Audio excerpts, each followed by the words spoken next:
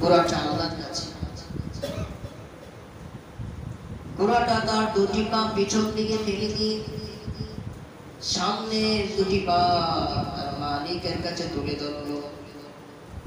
ঘোড়া কি যেন তার মালিকের সাথে শেয়ার করতে চায়, ঘোড়া কি যেন তার মালিকের সাথে কথোপকথন করতে চায়। আল্লাহ কি ঘোড়ার জবান খুলে দিতে সমর্থ আছে? বলেন আছে কিনা? বলেন ইমানের যুদ্ধে বলেন আছে কিনা? ফর এক্সাম্পল, এটাকে একটু বোঝাতে যে একটু গভীরে ঢুকতে চাই। আল্লাহ রাব্বুল আলামিন ঈসা ইবনে মারইয়াম, সাইয়েদনা ঈসা আলাইহিস সালামের মা একদিনের শিশু যখন ভূমিষ্ঠ করলেন, ঈসা আলাইহিস সালামের মাকে আল্লাহ রাব্বুল আলামিন মেসেজ পাঠিয়ে দিলেন, যাও যাও যাও, তুমি তোমার গোত্রে যাও, তুমি তোমার গোত্রের কাছে ফিরে যাও। সাইয়েদনা ঈসা আলাইহিস সালামের মা বললেন, গোত্র জানে, এলাকাবাসী জানে, মহল্লাবাসী জানে আমি এখনো ভার্জিন আছি, ইনটেক আছি, আমার বিয়ে হয় নাই। আমি যদি লোক সমাজে ফিরে যাই, লোক সমাগমে ফিরে যাই, মানুষ আমাকে বিবিচারিণী বলবে। এই বয়ে উনি আর গোত্রের দিকে যেতে ইচ্ছুক হলেন না। আল্লাহ বললেন, তুমি যাও। সে মনে মনে ইতস্ততা বোধ করতেছে, ভয় পাইতেছে। তুমি যাও, তোমার বিপদ থেকে আমি আল্লাহ রক্ষা করে দেব। এই কথা বলার পর সাইয়েদনা ঈসা আলাইহিস সালামের মা জাতির কাছে ফিরে গেলেন, লোক সমাগমে ফিরে গেলেন। ফিরে যাওয়ার পর এলাকাবাসী, মহল্লাবাসী তাকে তুহমত দিতে শুরু করলো। তোমার বাবা একজন ভালো মানুষ ছিলেন, তোমার মা একজন ভালো মা হিসাবে আমরা জানি,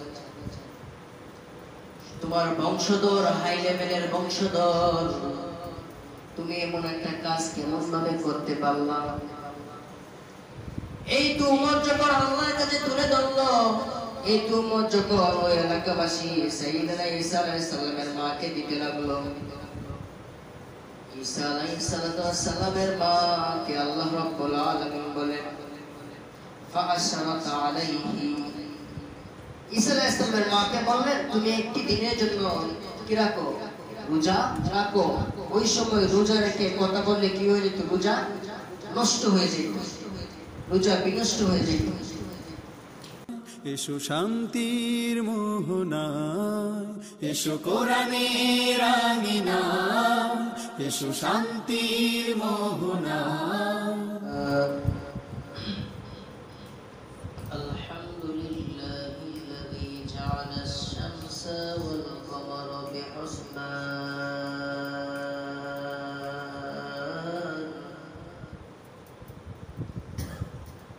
ওয়ান নাজমা ওয়াস শাজারু ইয়াসজুদান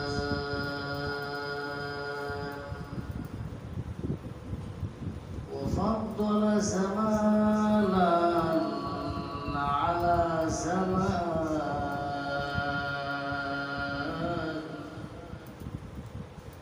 كما فضل مكانا على مكان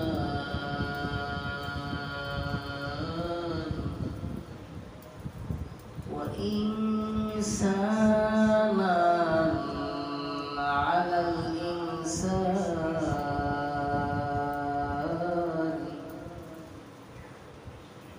ونشهد أن لا إله إلا الله وحده لا شريك له لا ضد له ولا ند له ولا مثل له ونشهد أن سيدنا ومولانا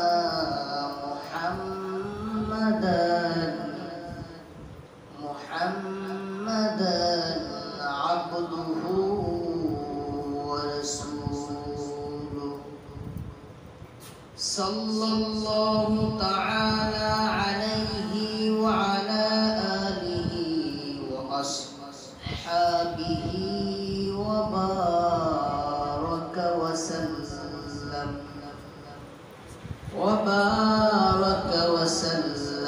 तस्लीमान कसीरान कसीरा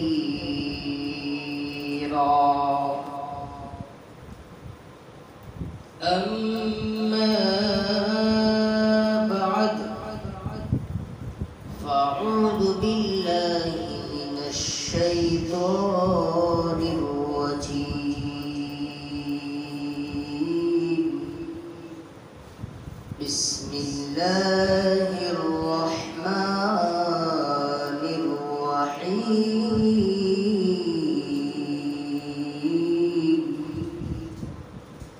والعصر إن الإنسان لفي خسر إلا الذين آمنوا وعملوا الصالحات وتواصوا بالحق وتواصوا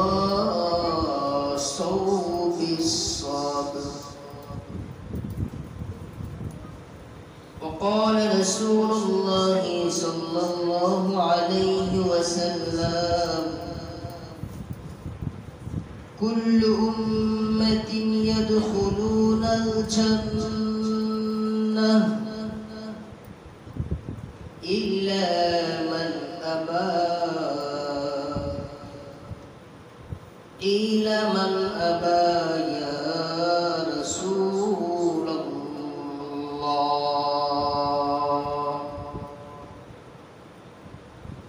قال من أطاعني دخل الجنة ومن عصاني فقد أبى. وقال تعالى في شان حبيبه ومحبوبه ومعشوقه ومخبرا وآمرا يا أيها الذين آمنوا صلوا عليه وسلموا تسليما.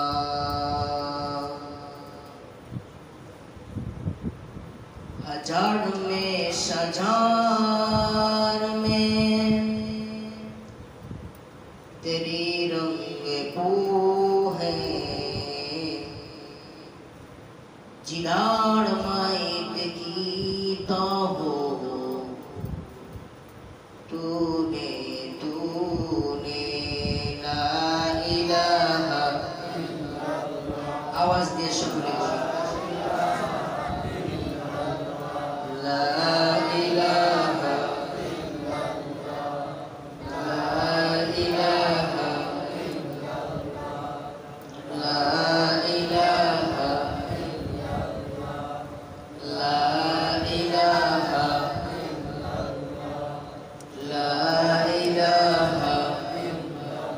তুমি আসমানে তাকো প্রভু আমি জমিনে তুমি আসমানে তাকো প্রভু আমি জমিনে তবু তোমারি প্রেম জমে হৃদয় গহীনে লা ইলাহা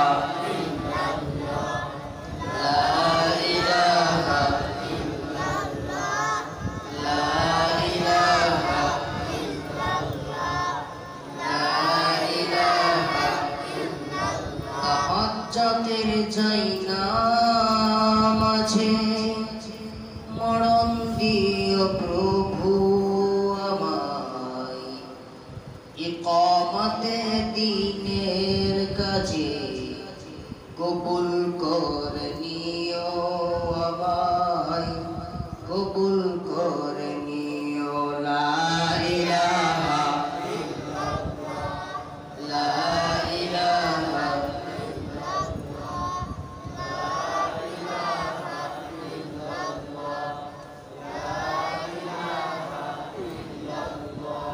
বারে বারে ভাবি একা বসে নিরালাই রে বারে বারে ভাবি একা বসে নিরালাই রে পাখি হলে উড়ে যেতাম সোনার মদিনায় রে সোনার মদিনায় লা ইলাহা লা ইলাহা আওয়াজ দিয়ে বলি ভাই লা ইলাহা লা ইলাহা मदीना में जाना दिल में तमन्ना नहीं है मेरे पास सफर की समाना मदीना में जाना दिल में तमन्ना नहीं है मेरे पास सफर की समाना सफर की समाना ला इलाहा ला इलाहा ला इलाहा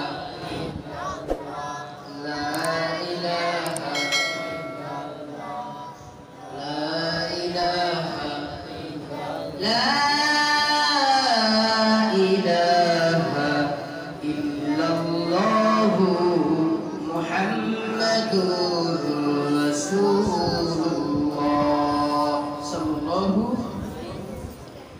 উদ্দকার জুমার সালাতে উপস্থিত আল্লাহ পাকের আশিকিন জাকিরিন শাকিরিন মুরব্বিয়ান আওয়াম রব্বুল ইজ্জাতের দরবারে লাখ কোটি শুকর সুজুদ এই মুহূর্তে জ্ঞাপন করছি যে রব্বুল ইজ্জত আমাকে আপনাকে সপ্তাহের সেরা দিবসে ভূখণ্ডের সবচেয়ে সর্বোত্তম জায়গা আল্লাহর ঘর মাসাজিদে পৃথিবীর সর্বশ্রেষ্ঠ মাখলুক তথা মানুষ কুল মানব জাতিকে বিশ্বনবীর সেরা উম্মতগুলোকে বাছাই করে জাস্টিফাই করে সুনিয়েশন করে আল্লাহর ঘর মাসাজিদে আল্লাহর ঘরের মেহমান হিসাবে নিয়ে এসেছেন। এই জন্য অন্তরস্থল থেকে আসমান জমিন কাঁপানো আওয়াজ দিয়ে জিহিবাটা আল্লাহ শুকরিয়ায় নাড়াচাড়া করে শুকরিয়ার প্রতিধ্বনি আকাশ পাতাল জমিন সব কিছু মুখরিত করে শুকরিয়া জ্ঞাপন তুলি আলহামদুলিল্লাহ। আজকে টপিক আজকে যে বয়ানের আলোচ্য বিষয় সেটা হলো সূরা আসর এর তাফসীর। কোন সূরা ভাই?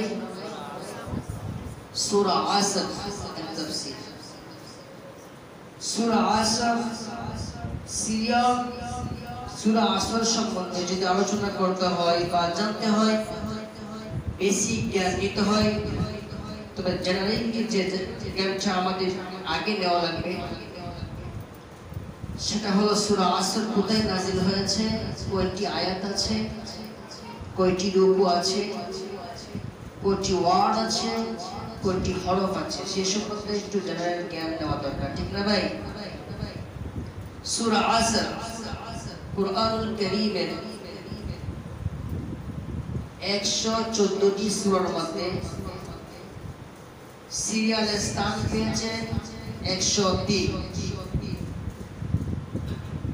সূরা আসরের আয়াত সংখ্যা হলো 3টি।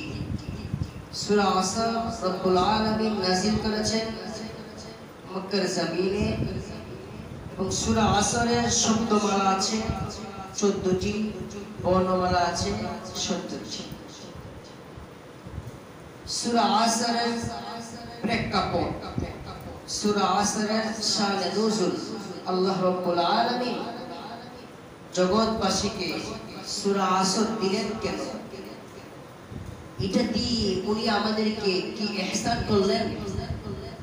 আর আমরা সূরা আসরকে অ্যাকসেপ্ট করে কি নিয়ামত আমরা নিয়েছি, এটা সম্বন্ধে আগে জানতে হবে সূরা আসরের প্রেক্ষাপট তথা শানে নজুল। বিশ্বনবী সাল্লাল্লাহু আলাইহি ওয়াসাল্লাম, মায়ার নবী, দয়ার নবী, ইতিম নবী, নবী সাল্লাল্লাহু আলাইহি ওয়াসাল্লাম পাহাড়ের পাদদেশে কাঁদতেছিলেন। প্রতিমধ্যে অশ্বারোহী হয়ে আবু জাহেল ঘোড়ার উপর সওয়ার হয়ে যাচ্ছিল। বিশ্বনবী কাঁদতেছিলেন। আবু জাহেল বিশ্বনবীকে দেখলেন, দেখার পরে ভাবলো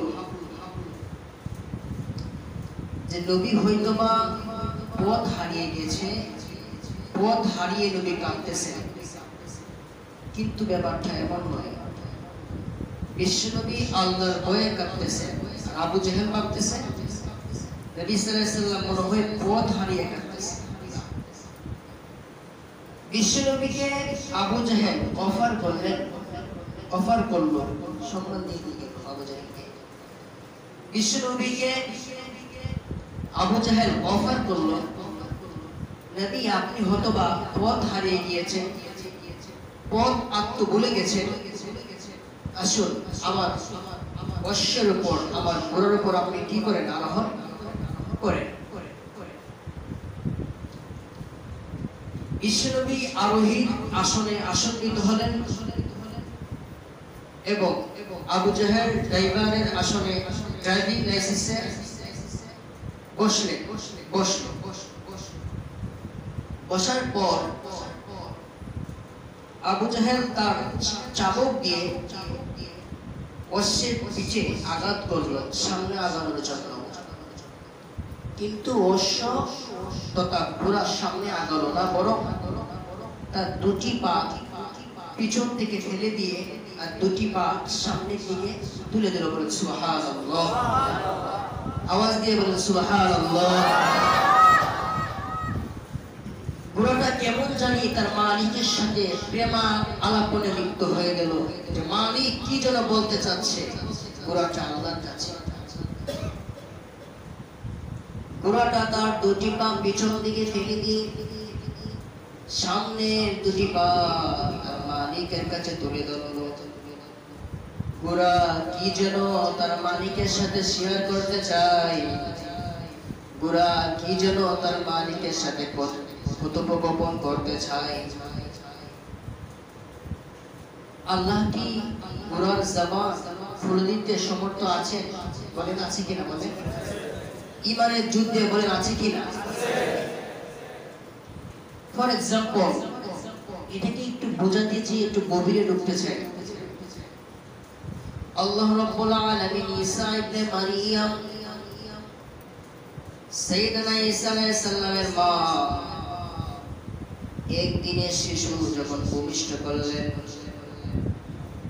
ঈসা আলাইহিস সালামের মাকে আল্লাহ রাব্বুল আলামিন মেসেজ পাঠিয়ে দিলেন, যাও যাও যাও, তুমি তোমার গোত্রে যাও, তুমি তোমার গোত্রের কাছে ফিরে যাও। সাইয়েদনা ঈসা আলাইহিস সালামের মা বললেন, গোত্র জানে, এলাকাবাসী জানে, মহল্লাবাসী জানে আমি এখনো ভার্জিন আছি, ইনটেক আছি, আমার বিয়ে হয় নাই। আমি যদি লোক সমাজে ফিরে যাই, লোক সমাগমে ফিরে যাই, মানুষ আমাকে বিবিচারিণী বলবে। এই বয়ে উনি আর গোত্রের দিকে যেতে ইচ্ছুক হলেন না। আল্লাহ বললেন তুমি যাও। সে মনে মনে ইতস্ততা বোধ করতেছে, ভয় পাইতেছে। তুমি যাও, তোমার বিপদ থেকে আমি আল্লাহ রক্ষা করে দিব। এই কথা বলার পর সাইয়েদনা ঈসা আলাইহিস সালামের মা জাতির কাছে ফিরে গেলেন, লোক সমাগমে ফিরে গেলেন। ফিরে যাওয়ার পর এলাকাবাসী, মহল্লাবাসী তাকে তুহমত দিতে শুরু করলো। তোমার বাবা একজন ভালো মানুষ ছিলেন, তোমার মা একজন ভালো মা হিসাবে আমরা জানি, তোমার বংশধর হাই লেভেলের বংশধর, তুমি এমন একটা কাজ কেমন ভাবে করতে পারলা? এই তুহমত যখন আল্লাহর কাছে তুলে ধরলো, এই তুহমত যখন ওই এলাকাবাসী সাইয়েদনা ঈসা আলাইহিস সালামের মাকে দিতে লাগলো, ঈসা আলাইহিস সালামের মাকে আল্লাহ রাব্বুল আলামিন বলেন ফাআশারাত আলাইহি, ঈসা আলাইহিস সালামের মাকে বললেন তুমি একটি দিনের জন্য কি রাখো, রোজা রাখো। ওই সময় রোজা রেখে কথা বললে কি হয়ে যেত? রোজা নষ্ট হয়ে যেত, রোজা বিনষ্ট হয়ে যেত। তুমি কোনো কথা বলবা না, পিন ড্রপ সাইলেন্স, কোনো সাউন্ড করবা না। ফাআশারাত আলাইহি, তুমি তোমার কুলের সন্তানের দিকে ইশারা করে দিবা। ঈসা আলাইহিস সালামের মা কুলের সন্তানের দিকে কি করলেন? ইশারা করে দিলেন। ইশারা করা মাত্রই কুলের সন্তানটা মায়ের বুকের দিকে সিংহাসনের মতো এইভাবে বসলো। এই যে আমি বসলাম আপনাদের সামনে, ভাষণের নিয়েও যদি বসি নাকি, ওয়াজের নিয়েও যদি বসি নাকি ভাই, হেলান দিয়ে মায়ের কুলে এভাবে বসলেন, মনে হয় যেন দেখে মনে হচ্ছে উনি মাত্র শিশুটা জাতির উদ্দেশ্যে ভাষণ দিয়ে বলেন সুবহানাল্লাহ, সুবহানাল্লাহ। মনে হয় যেন এখনই জাতির উদ্দেশ্যে কি একটা ভাষণ। এইভাবে বসার পর ঈসা আলাইহিস সালাম আল্লাহ রাব্বুল আলামিনের হুকুমে বলতে লাগলেন قال إني عبد الله বলেন সুবহানাল্লাহ। قال তিনি বললেন ইন্নী আব্দুল্লাহ, নিশ্চয় আমি আল্লাহর বান্দা। আতানিয়াল কিতাব, আমাকে কিতাব দান করা হয়েছে। জানা থাকলে বলুন সাইয়েদনা ঈসাকে আল্লাহ কোন কিতাব দান করেছিলেন? কেউ জানেন?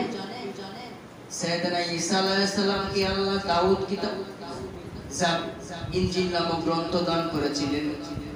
ইনজিল, তাওরাত, জাবুর, ইনজিল, কুরআন, তিন নং কিতাব, ইনজিল কিতাব দান করেছিলেন। ওয়াজআলানি নাবিয়্যা, আল্লাহ আমাকে দুনিয়াতে নবী হিসেবে পাঠিয়েছেন, বলেন সুবহানাল্লাহ। প্রশ্নের অ্যানসার তুলে ধরলেন। এক নাম্বার ক্বালা ইন্নী আব্দুল্লাহ, আমি আল্লাহর বান্দা। দুই নাম্বার হলো আতানিয়াল কিতাব, আমাকে কিতাব দান করা হয়েছে। ওয়াজআলানি নাবিয়্যা, আমাকে কোনো ছোটখাটো মানুষ হিসেবে পাঠানো হয় নাই, বরং জাতির শ্রেষ্ঠ সম্পদ নবী হিসেবে পাঠানো হয়েছে, বলেন সুবহানাল্লাহ। ছোট্ট বাচ্চার জবান কে খুলে দিল? আল্লাহ খুলে দিছে। এখন কি ওই গোলার জবানকে আল্লাহ খুলতে পারবেন কিনা বলেন? আল্লাহ রাব্বুল আলামিন গোলার জবানকে খুলে দিল। গোলা বলতে লাগলো, গোলা আল্লাহর কাছে বলতে লাগলো তুমি আবু জাহেল ড্রাইভারের সিটে বসো, আর বিশ্বনবী প্যাসেঞ্জারের সিটে বসা। না না না, তা হতে পারে না। তোমার মতো একটা টাটকা বিয়াদব কোন সময় রাহমাতুল লিল আলামিনের বাহন হতে পারে না, বলেন সুবহানাল্লাহ। রাহমাতুল লিল আলামিনের তুমি ড্রাইভার থাকবে আবু জাহেল, আর বিশ্বনবী যাত্রী থাকবে, তা হতে পারে না, বলেন সুবহানাল্লাহ। এই প্রেক্ষাপটকে কেন্দ্র করে আল্লাহ সূরা আসর নাযিল করেছেন। সূরা আসরের ফজিলতের মধ্যে রয়েছে, ইমাম শাফি রাহমাতুল্লাহি আলাইহি জানিয়েছেন সূরা আসর এমন একটা সূরা, এই সূরাটা এত জামে মানে এত স্বয়ং সম্পূর্ণ একটা সূরা। 114টি সূরা আল্লাহ পাক নাযিল করেছেন। আল্লাহ যদি 113টি সূরা নাযিল নাও করতেন, আর সূরা আসরকে জাতির জন্য দিয়ে দিতেন, এই একটি সূরা পুরো জাতি চলার জন্য যথেষ্ট হয়ে যেত। চিল্লান দিয়ে বলেন সুবহানাল্লাহ। আল্লাহ যদি 113টি সূরা নাযিল নাও করতেন, আর শুধু একটি সূরা নাযিল করতেন, তাহলে এই একটি সূরা মানব জাতি চলার জন্য যথেষ্ট ছিল, বলেন সুবহানাল্লাহ। অন্য ফাজালের মধ্যে লিখেছেন প্রত্যেক জিনিসের একটি মেমোরি কার্ড আছে। মোবাইল যখন চালাতে যান, আপনার মোবাইলটা যদি আপনি সং শুনতে চান, ইসলামিক হোক বা অন ইসলামিক হোক, আপনার মেমোরি দরকার আছে কিনা বলেন? আপনি যে একজন মানুষ, আপনার মধ্যে মেমোরি আছে কিনা বলেন ভাই? আপনার মধ্যে একটি মেমোরি কার্ড আছে, সবচেয়ে বড় দামি মেমোরি কার্ড।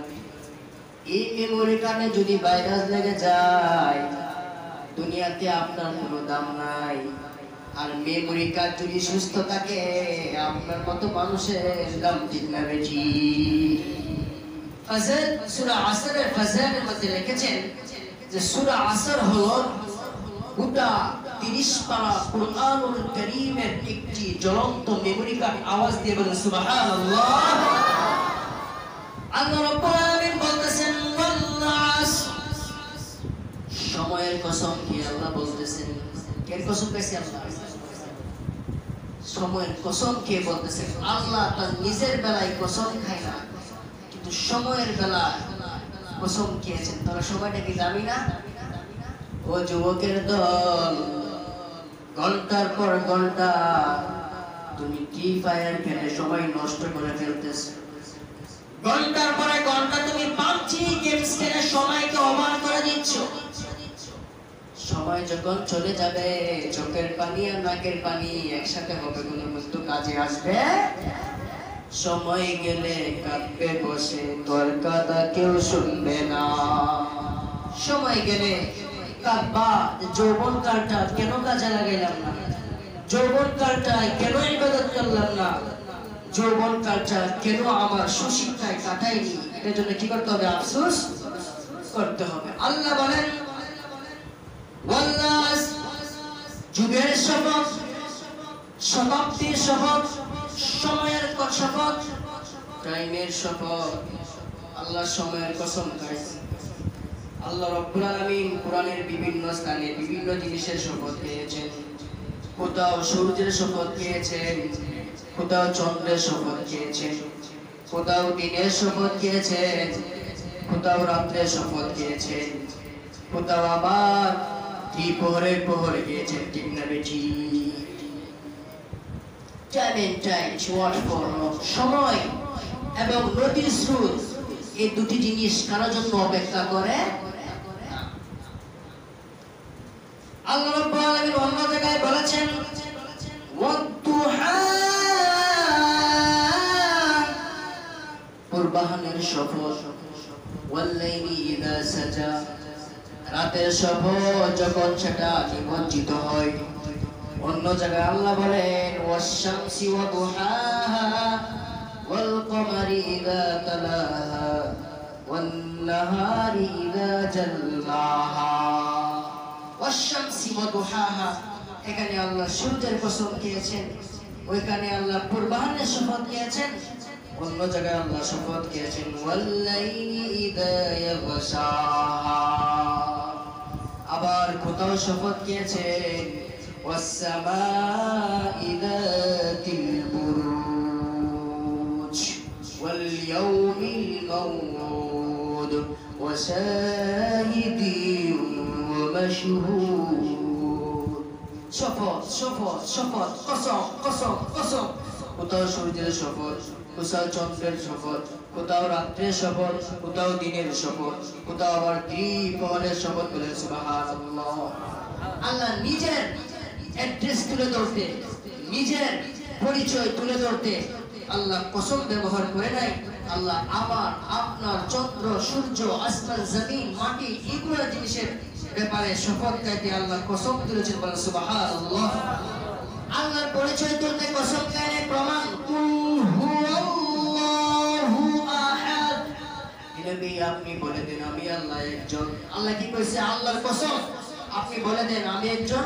এটা বলেন আল্লাহ বলছে নবী আপনি বলে দেন সিম্পল, আমি আল্লাহ কয়জন? একজন। আল্লাহুস সামাদ, আমি আল্লাহ অমুখাপেক্ষী, লাম ইয়ালিদ ওয়া লাম ইউলাদ ওয়া লাম ইয়াকুল লাহু কুফুয়ান আহাদ। আপনি কাউ থেকে জন্ম লাভ করেননি এবং কাউকে জন্ম দেন। ঈসা আলাইহিস সালামকে খ্রিস্টানরা কি বলে? ঈসা আলাইহিস সালামকে খ্রিস্টান গোষ্ঠীর দল তারা বলে কি ঈসা আল্লাহর পুত্র, বলেন নাউজুবিল্লাহ। ইহুদির বাচ্চারা বলে ঈসা আলাইহিস সালাম উযাইর আল্লাহর বেটা, ঈসা আল্লাহর বেটা, বলেন নাউজুবিল্লাহ। আর মুসলমানের বিশ্বাস কুল হুয়াল্লাহু আহাদ আল্লাহুস সামাদ লাম ইয়ালিদ ওয়া লাম ইউলাদ ওয়া লাম ইয়াকুল লাহু কুফুয়ান আহাদ। আমরা মুসলমানরা বুকে লালন করি যে আমার আল্লাহ কারো থেকে জন্মগ্রহণ করে নাই এবং কাউকে জন্ম দেয় নাই, বলে সুবহানাল্লাহ। এখন খ্রিস্টানদের আকীদা পোষণ, আমাদের আকীদা পোষণ আর ইহুদিদের আকীদা পোষণের মধ্যে পার্থক্য আছে কিনা বলেন? আমাদের আকীদায় কি চির সত্য, চির বাস্তব, চির মহান আমাদের আকীদা। আল্লাহ রাব্বুল আলামিন আরো বলতেছেন ইন্নাল ইনসানা লাফি খুসর। আল্লাহ বলেন এই জমিনের প্রত্যেকটি মানুষ ক্ষতিগ্রস্তর মধ্যে রয়েছে, ব্যবসায়ী ক্ষতিগ্রস্তর মধ্যে রয়েছে, বাড়ি গাড়ির মালিক ক্ষতিগ্রস্তের মধ্যে রয়েছে, দোকানদার ক্ষতির মধ্যে রয়েছে, ইমাম সাহেব ক্ষতির মধ্যে রয়েছে, মুয়াজ্জিন সাহেব ক্ষতির মধ্যে রয়েছে, প্রধানমন্ত্রী সাহেব ক্ষতির মধ্যে রয়েছে, প্রাইম মিনিস্টার সাহেব ক্ষতির মধ্যে রয়েছে, এমপি সাহেব ক্ষতির মধ্যে রয়েছে, মন্ত্রী সাহেব ক্ষতির মধ্যে রয়েছে, চেয়ারম্যান সাহেব ক্ষতির মধ্যে রয়েছে, মেম্বার সাহেব ক্ষতির মধ্যে রয়েছে, বরং দুনিয়ার প্রত্যেকটা মানুষ ক্ষতির মধ্যে রয়েছে, বলে নাউজুবিল্লাহ। প্রত্যেকটি মানুষ আমরা ক্ষতির মধ্যে রয়েছে। আল্লাহ নিজে বলেছেন ইন্নাল ইনসানা লাফি খুসর, নিশ্চয় প্রত্যেকটি মানুষ জাহান্নামী। আল্লাহ বলেন আমরা জাহান্নামী। আল্লাহ রাসূল কি বলেন দেখেন, কুল্লু উম্মাতিন ইয়াদখুলুনাল জান্নাহ ইল্লা মান আবা, ইল্লা মান আবা ইয়া রাসূলুল্লাহ, ক্বালা মান আতাআনি দাখালাল জান্নাহ ওয়া মান আসানি ফাকাদ আবা। আল্লাহ বলতেছেন আমরা প্রত্যেকটি মানুষ ক্ষতির মধ্যে রয়েছি। আর আল্লাহ রাসূল বলতেছেন কুল্লু উম্মতি ইয়াদখুলুনাল জান্নাহ, প্রত্যেকটি উম্মত জান্নাতে যাবে, বলে সুবহানাল্লাহ। আল্লাহ বলতেছেন আমরা সবাই জাহান্নামে যাব, রাসূল বলতেছেন আমরা সবাই জান্নাতে যাব। কারটা মানব? বলে উভয়টাই মানব, বলে সুবহানাল্লাহ। মুমিন আল্লাহকেও মানবে, রাসূলকেও মানবে। আল্লাহকে ছেড়ে রাসূলকে মানা, রাসূলকে ছেড়ে আল্লাহকে না মানার কোনো কি নাই, সুযোগ নেই। আল্লাহ বলতেছেন ইন্নাল ইনসানা লাফি খুসর, এই জমিনের প্রত্যেকটি মানুষ ক্ষতির মধ্যে রয়েছে। আল্লাহ রাসূল কয় কুল্লু উম্মাতিন ইয়াদখুলুনাল জান্নাহ, প্রত্যেকটি উম্মত জান্নাতে যাবে। এখন কোনটি আপনি মানবেন? উভয়টি মানতে হবে। আল্লাহ বলেন ইল্লাল্লাযীনা আমানু ওয়া আমিলুস সলিহাতি ওয়া তাওয়াসাউ বিল হাক্কি ওয়া তাওয়াসাউ বিস সবর। প্রত্যেকটি মানুষ ক্ষতির মধ্যে রয়েছে। ইল্লা ইল্লা বলে কি বললেন? কিন্তু মেরে দিলেন। এখানে প্রস্রাব করা নিষেধ, করিলে 100 টাকা জরিমানা। আপনি শুধু দেখছেন যে এখানে প্রস্রাব করে নিষেধ, প্রস্রাব করে দিলেন, কিন্তু এটা দেখেন না যে 100 টাকা জরিমানা। আল্লাহ এটা বলতেছেন প্রত্যেকটি মানুষ ক্ষতিগ্রস্ত, তবে ইল্লা তবে কিন্তু ইল্লাল্লাযীনা আমানু, তবে যারা আমি মালিকের প্রতি ঈমান আনয়ন করে মুসলমানের লিস্টে নাম লিখিয়েছে তারা কোনোদিন ক্ষতির মধ্যে নেই। চিল্লাম দিয়ে বলে সুবহানাল্লাহ। যারা ঈমান এনেছে, ঈমানদার দুর্বল হতে পারে, ঈমানদার গরীব হতে পারে, ঈমানদার কোনোদিন কি হতে পারে না, ক্ষতির মধ্যে থাকতে পারে না, বলে সুবহানাল্লাহ। ইল্লাল্লাযীনা আমানু, আল্লাহ রাসূল বলেছেন, আল্লাহ রাসূল বলেন ইল্লা মান আবা, ইল্লা আল্লাহ বলেছেন ইল্লা, রাসূল বলেছেন ইল্লা, ইল্লা মান আবা, তবে আমি নবীকে যে কি করব, অস্বীকার করবে। ইল্লা মান আবা ইয়া রাসূলুল্লাহ, সাহাবায়ে কেরাম জিজ্ঞাসা করলেন ইয়া রাসূলুল্লাহ এটা কিভাবে সম্ভব? আল্লাহ দাখালাল জান্নাহ ওয়া মান আসানি ফাকাদ আবা, যে ব্যক্তি আমি নবীর অনুসরণ করলো যে ব্যক্তি আমি নবীর বায়োগ্রাফিকে ফলো করলো, যে ব্যক্তি আমি নবীর আদর্শকে ফলো করলো, যে ব্যক্তি আমি নবীর সামাজিক দৈনন্দিন জীবন, ব্যক্তিগত জীবন, পারিবারিক জীবন, রাজনৈতিক জীবন আমি নবীর যেগুলা ফলো করলো, সে কি করলো? আমার অনুসরণ করলো। বলে সুবহানাল্লাহ। আর যে ব্যক্তি আমি নবীর আদর্শকে বুকে লালন করলো না, সে কি করলো? অস্বীকার করলো। আল্লাহ বললেন ইল্লা, রাসূল বললেন ইল্লা ইল্লাল্লাযীনা আমানু ওয়া আমিলুস সলিহাতি ওয়া তাওয়াসাউ বিল হাক্কি ওয়া তাওয়াসাউ বিস সাবর। ইল্লাল্লাযীনা আমানু, তবে যারা আল্লাহর প্রতি বিশ্বাস স্থাপন করলো, ওয়া আমিলুস সলিহাত, আল্লাহর প্রতি বিশ্বাস স্থাপন করে নাকে সরিষার তেল দিয়ে ঘুমাই নাই, বরং ওয়া আমিলুস সলিহাত, সৎ কাজ সম্পাদন করেছে, নামাজ কায়েম করেছে, যাকাত প্রদান করেছে, হজ সম্পাদন করেছে, আল্লাহর বিধান কুরবানি দিয়েছে, এ টু জেড কোরআনের রঙে রঙিন হয়েছে, সে কোনদিন ক্ষতির মধ্যে নেই। বলে সুবহানাল্লাহ। ওয়া আমিলুস সলিহাত ওয়া তাওয়াসাউ বিল হক, এবং সত্যের ব্যাপারে অনড় রয়েছে। সত্যের মধ্যে কি রয়েছে? অটল। সত্যের মধ্যে কিন্তু অনেকে অটল থাকতে পারে না, বিপদ আসলে আসলে অনেক লোক যেদিকে বৃষ্টি ওইদিকে ছাতা। সত্যের উপর একনিষ্ঠভাবে যারা কি রয়েছে? অনড় রয়েছে। ওয়া তাওয়াসাউ বিল হাক্কি ওয়া তাওয়াসাউ বিস সাবর, এবং বিপদে কি করেছে? ধৈর্য ধারণ। 4 সির লোক ক্ষতির মধ্যে নেই। 1 নাম্বার যারা আল্লাহর প্রতি বিশ্বাস স্থাপন করেছে, 2 নাম্বার বিশ্বাসের পাশাপাশি সৎ কাজ করেছে, 3 নাম্বার যারা সত্যের উপর অটল রয়েছে, 4 নাম্বার যারা বিপদে ধৈর্য ধারণ করেছে। বলেন সুবহানাল্লাহ। এই 4 শ্রেণীর ব্যক্তি ছাড়া গোটা বিশ্বের সমস্ত মানুষ ক্ষতির মধ্যে রয়েছে। আর আমরা মুসলিম জাতি, আমরা যারা এই 4টি বিষয়ের উপর আমল করি, আমরা কোনদিন ক্ষতির মধ্যে নেই। বলে সুবহানাল্লাহ।